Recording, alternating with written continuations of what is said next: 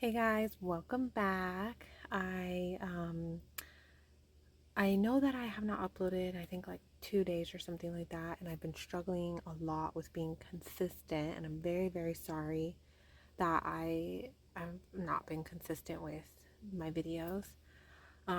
It's been very, very difficult for me to establish a concrete, like, disciplined plan with studying and reading the Bible. So I'm trying to figure that out.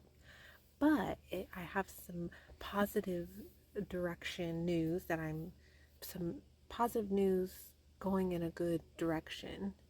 Um, I'm sorry. It's like super late at night and my words are not coming out right.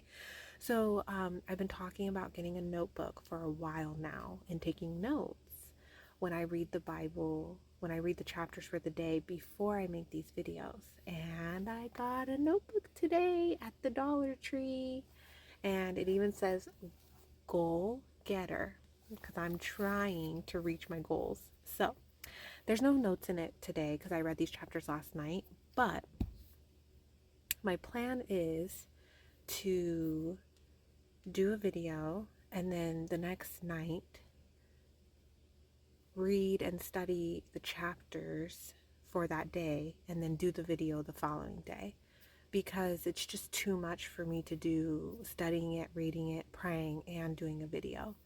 So I'm thinking that I'm just going to alternate each day. And because I'm at a point now where I'm in my videos and I'm at a point now in my journey with God where I want to know more. I want to study deeper. I want to understand the Bible more. I want to put more effort into it.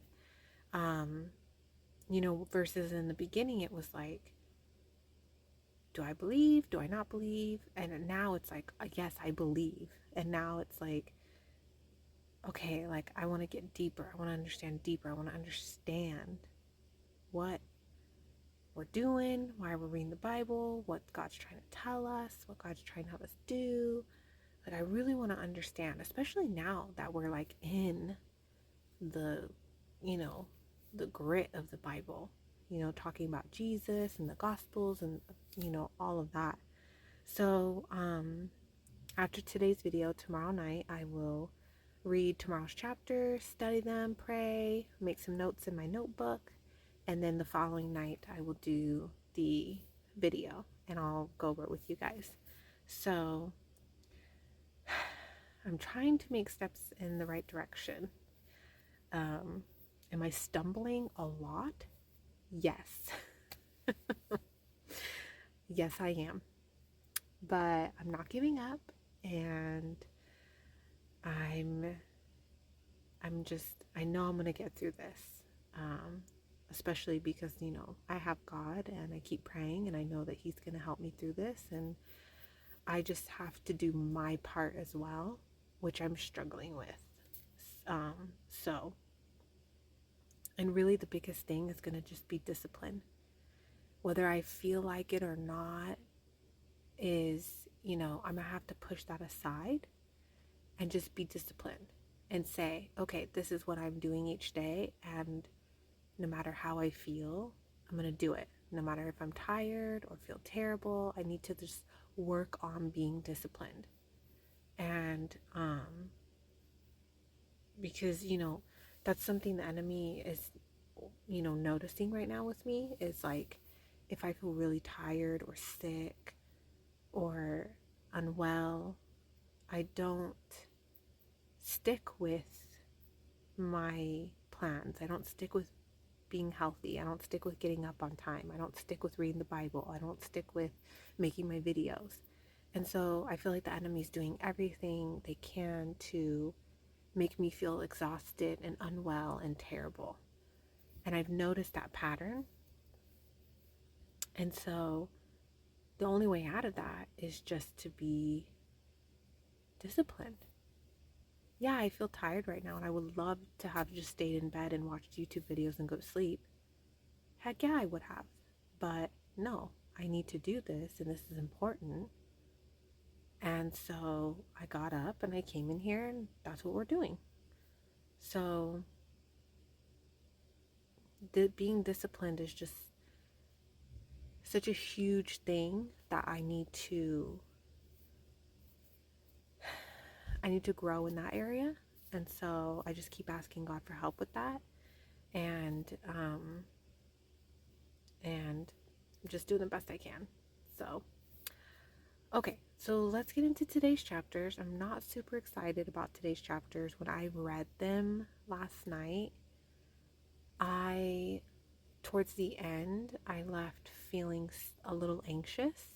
And I'll explain to you why after we read the chapters, because then, because it's like towards the end of today's chapters, and I'll be able to like explain why it made me feel that way. And I won't even need to explain. You'll see when you read it,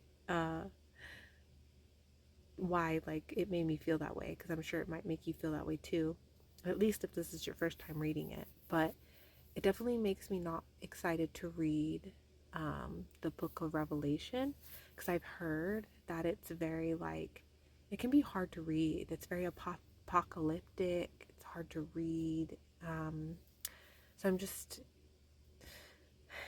a little nervous, and I've always been nervous for that book. But it's at the end, so we don't have to worry about it right now.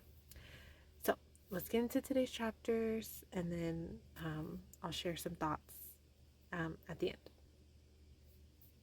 Then Jesus spoke to the multitudes and to his disciples, saying, "The scribes and the Pharisees sit in Moses' seat. Therefore, whatever they tell you to observe, that observe and do. But do not do according to their works, for they say and do not do. For they bind heavy burdens, hard to bear, and lay them on men's shoulders. But they themselves will not move them with one of their fingers. But all their works they do to be seen by men. They make their phylacteries broad and enlarge the borders of their garments. They love the best places at feasts, the best seats in the synagogues, greetings in the marketplaces, and to be called by men, Rabbi, Rabbi. But you, do not be called Rabbi, for one is your teacher, the Christ, and you are all brethren. Do not call anyone on earth your father, for one is your Father, he who is in heaven. And do not be called teachers, for one is your teacher, the Christ. But he who is greatest among you shall be your servant, and whoever exalts himself will be humbled, and he who humbles himself will be exalted. But woe to you, scribes and Pharisees, hypocrites, for you shut up the kingdom of heaven against men. For you neither go in yourselves, nor do you allow those who are entering to go in.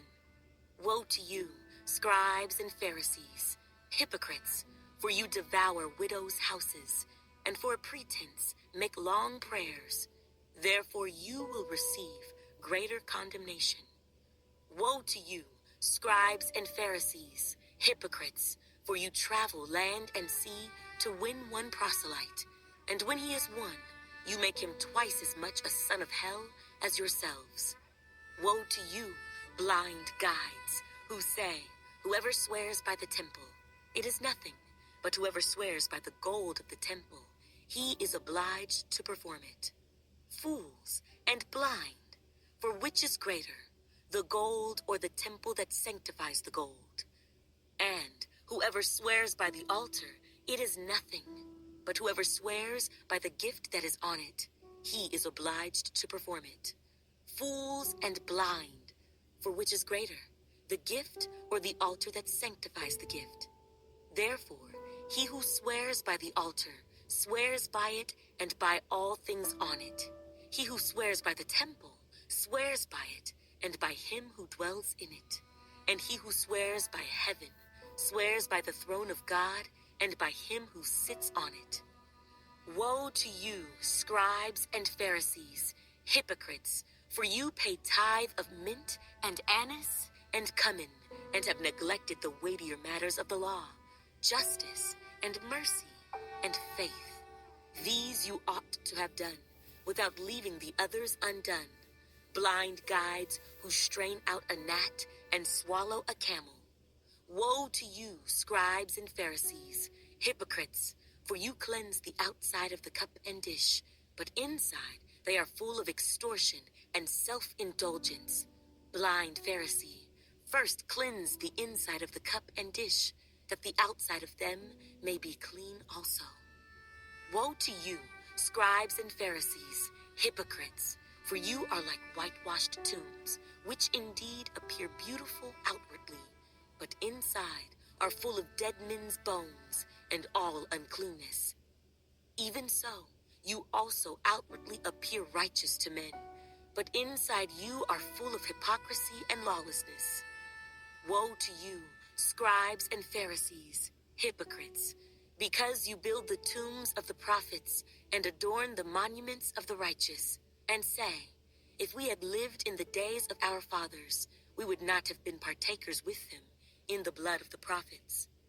Therefore you are witnesses against yourselves that you are sons of those who murdered the prophets. Fill up, then, the measure of your father's guilt.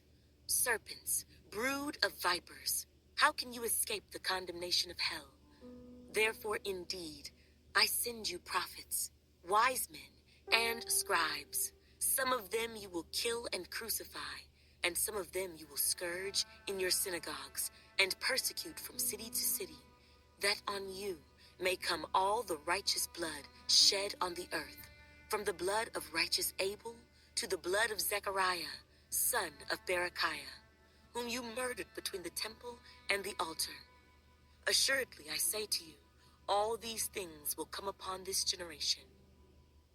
O Jerusalem, Jerusalem, the one who kills the prophets and stones those who are sent to her. How often I wanted to gather your children together, as a hen gathers her chicks under her wings, but you were not willing. See, your house is left to you desolate. For I say to you, you shall see me no more till you say, blessed is he who comes in the name of the Lord. Then Jesus went out and departed from the temple, and his disciples came up to show him the buildings of the temple. And Jesus said to them, do you not see all these things? Assuredly, I say to you, not one stone shall be left here upon another that shall not be thrown down. Now as he sat on the Mount of Olives, the disciples came to him privately, saying, tell us, when will these things be? And what will be the sign of your coming and of the end of the age? And Jesus answered and said to them, take heed that no one deceives you. For many will come in my name, saying, I am the Christ, and will deceive many. And you will hear of wars and rumors of wars. See that you are not troubled, for all these things must come to pass, but the end is not yet. For nation will rise against nation, and kingdom against kingdom, and there will be famines, pestilences, and earthquakes in various places. All these are the beginning of sorrows. Then they will deliver you up to tribulation and kill you, and you will be hated by all nations for my name's sake. And then many will be offended, will betray one another, and will hate one another. Then many false prophets will rise up and deceive many. And because lawlessness will abound, the love of many will grow cold. But he who endures to the end shall be saved.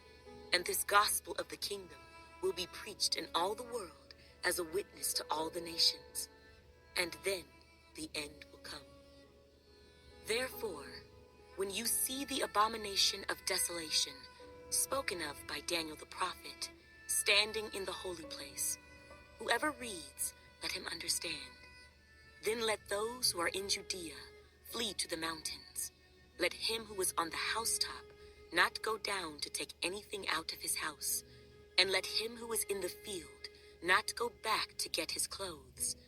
But woe to those who are pregnant and to those who are nursing babies in those days.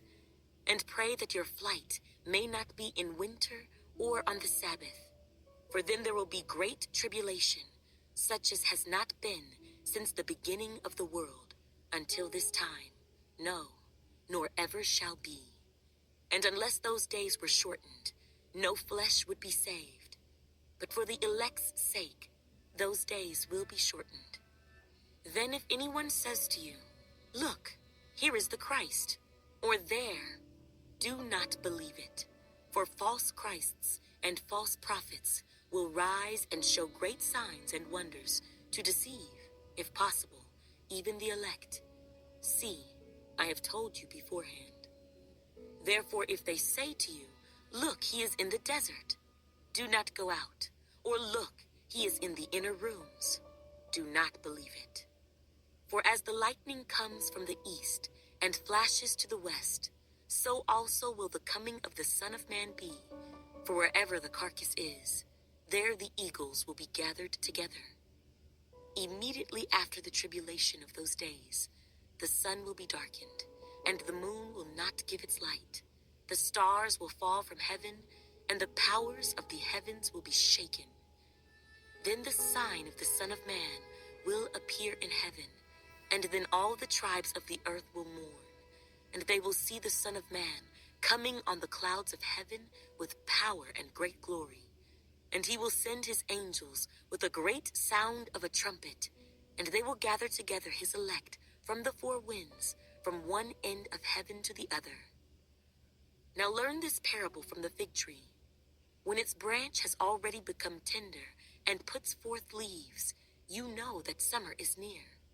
So you also, when you see all these things, know that it is near, at the doors. Assuredly I say to you, this generation will by no means pass away till all these things take place. Heaven and earth will pass away, but my words will by no means pass away. But of that day and hour no one knows, not even the angels of heaven, but my Father only. But as the days of Noah were, so also will the coming of the Son of Man be. For as in the days before the flood, they were eating and drinking, marrying and giving in marriage, until the day that Noah entered the ark, and did not know until the flood came and took them all away. So also will the coming of the Son of Man be. Then 2 men will be in the field, one will be taken and the other left. 2 women will be grinding at the mill, one will be taken and the other left. Watch therefore, for you do not know what hour your Lord is coming. But know this, that if the master of the house had known what hour the thief would come, he would have watched and not allowed his house to be broken into. Therefore you also be ready, for the Son of Man is coming at an hour you do not expect. Who then is a faithful and wise servant, whom his master made ruler over his household, to give them food in due season? Blessed is that servant whom his master, when he comes, will find so doing.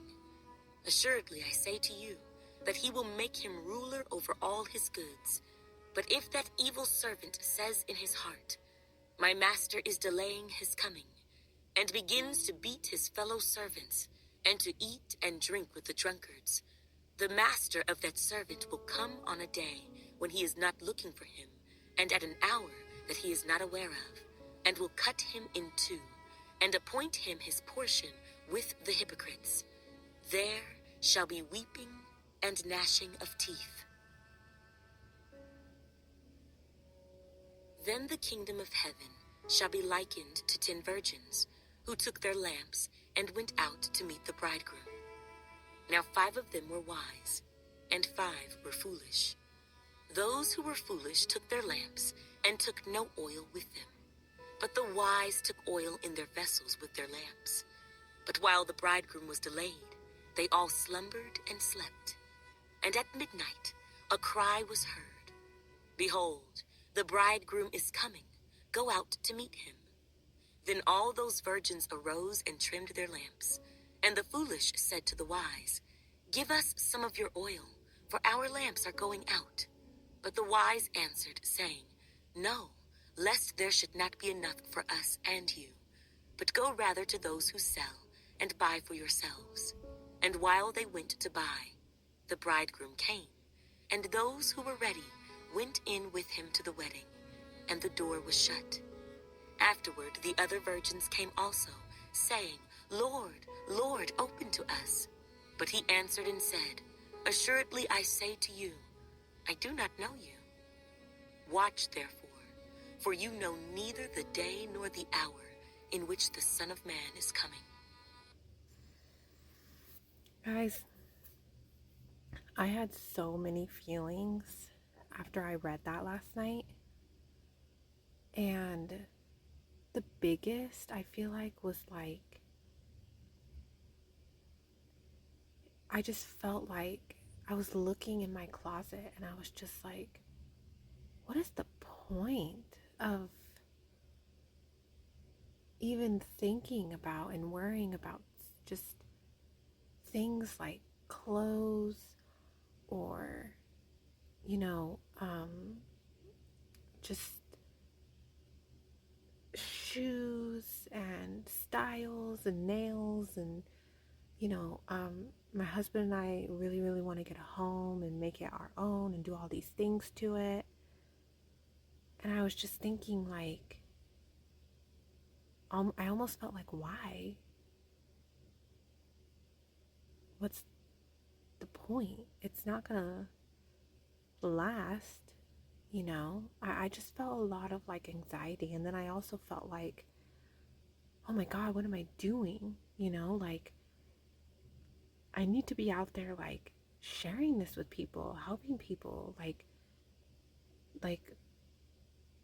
I sit at home and take care of my daughter and worry about things that really don't matter. And it just made me feel like I wanted to get up right then and there and just go do something important or useful or, tell someone something, you know? Um, I was able to pray about it a little bit and God kind of helped calm me down a little bit, but I still just like, it's a lot to take in knowing that we could be going about our lives just normal, doing all these things, trying to set up our futures, putting money into 401ks, you know, um, I want to do our house when we get one day in a way that's going to benefit our children and their lives. And it's like, what if that's not even like gonna happen?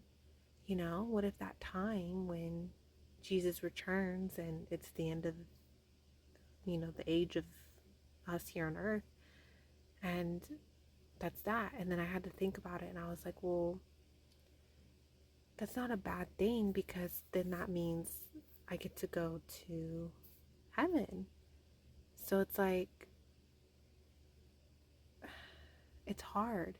It's definitely like a huge, huge eye opener to where it's like a wake up call. Like, live in the moment, enjoy every moment. I mean, life is not worth living unless you're experiencing, the joys and fulfillment and the good things in life. And so it's like we get so caught up in the future and the what ifs and this and that. And it's like we need to just be enjoying our lives right now. We just need to be like doing things that we need to do now. And then with the part where God's talking about, being ready, I looked that up because, I hear that a lot where people are like, you need to be ready. You need to be spiritually ready. And I'm like, what does that even mean? What does that mean? Be ready. What are you talking about? And basically, what I gathered, I'm still kind of praying about this and trying to figure it all out. But what I gathered is just, not putting things off till tomorrow. Being obedient to God and being obedient to God immediately. Like, if God's asking you to do something, do it. If, um, if you are like, oh, I want to pray or let me pray later. No, pray now. Make time for it.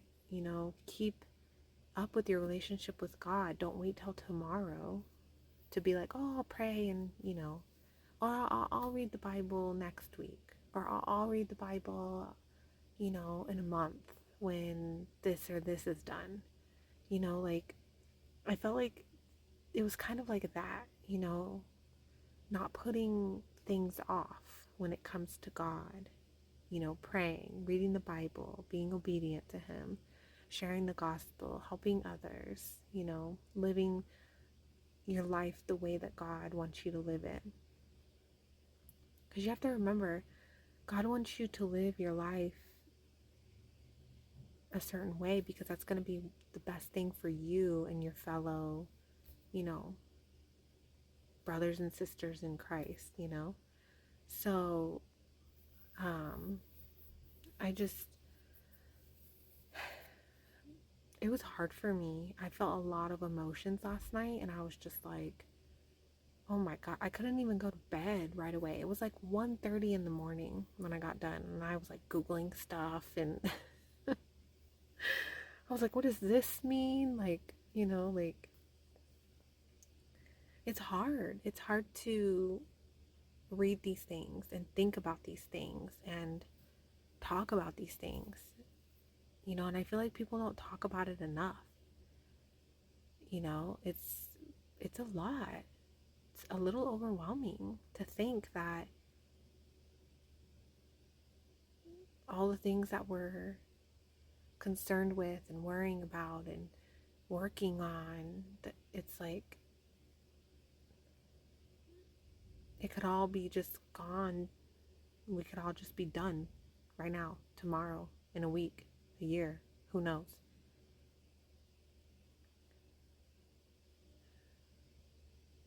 It definitely just like makes you, at least it made me want to really sit down and think about, what are my priorities? What should I really be doing? What should I really be doing with my life? And what should I really be concerning myself with? What should I really be thinking on? What should I really be working on? What should I really be like doing with my time and my life?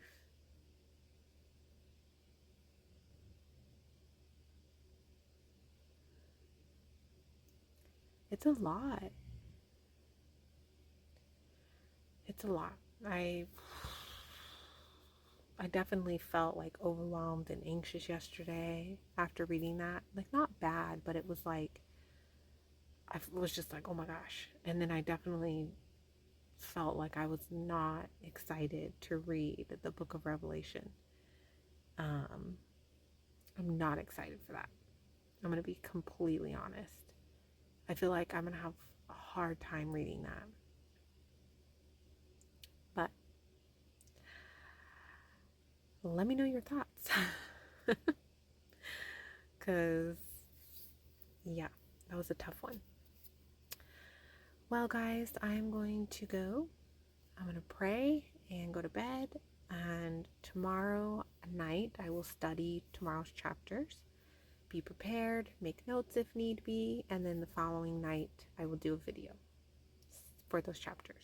So, everyone have a great weekend. I will see you in 2 days. And yeah, good night.